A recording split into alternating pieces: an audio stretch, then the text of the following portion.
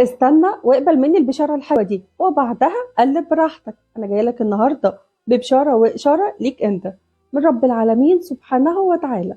ولما بقول لك إشارة وبشارة من رب العزة يبقى لازم تصدق وتقول قبلت البشارة، لأن ربنا سبحانه وتعالى بيبعت لينا كلنا رسائل وإشارات وبشارات عن طريق ناس لا نعرفها ولا تعرفنا، بس في اللي بيسمعها وبيستبشر بيها، وفي اللي بيعديها ولا كأنه سمع عنها حاجة. لكن انت، انا متأكدة انك سمعتها وجواك عشم في ربنا. انت اللي ربنا عالم بحالك وعارف انت قد ايه تعبت واتوجعت واتكسرت وشلت حمل جبال وهموم كتيرة، بس خلاص انت ما بقتش قادر، نفسك تفوق من اللي انت فيه. عشان كده ربنا عايز يطيب بخاطرك، عايزك ترتاح وتطمن. وبشرة النهاردة بتقولك هاني، فرج قريب، والله لا هتفرج قريب قوي قوي كمان.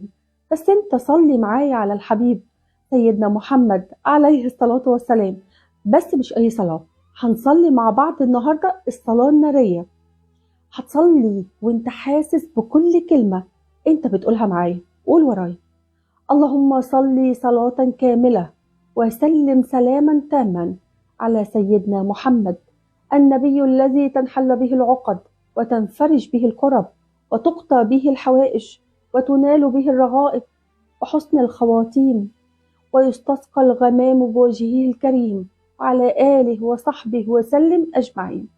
كل لمحة ونفس عدد كل معلوم هو لك يا أرحم الراحمين.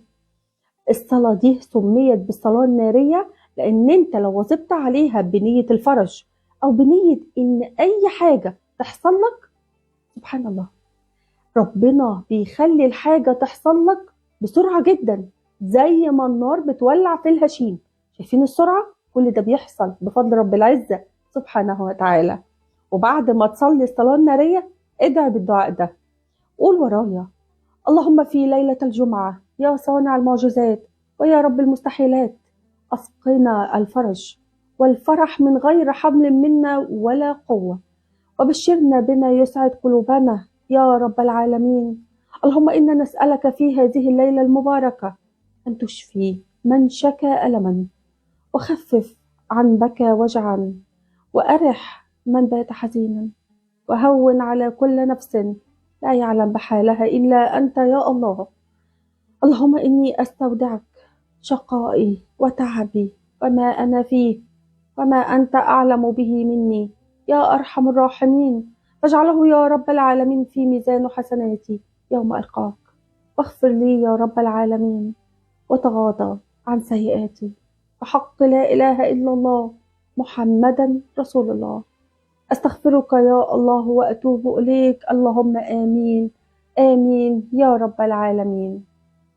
كرر الدعاء ده لمدة 3 أيام وبعدها أبشر بالإجابة، أبشر بالخير. فدمت وصلت لهنا يبقى أنت أكيد استفدت من الفيديو. بقى عليك واجب إن أنت تعمل لايك وشير عشان تفيد غيرك، وكمان تشجعني إن أقدم لك كل ما هو مفيد. أحبكم في الله، هدية محمود.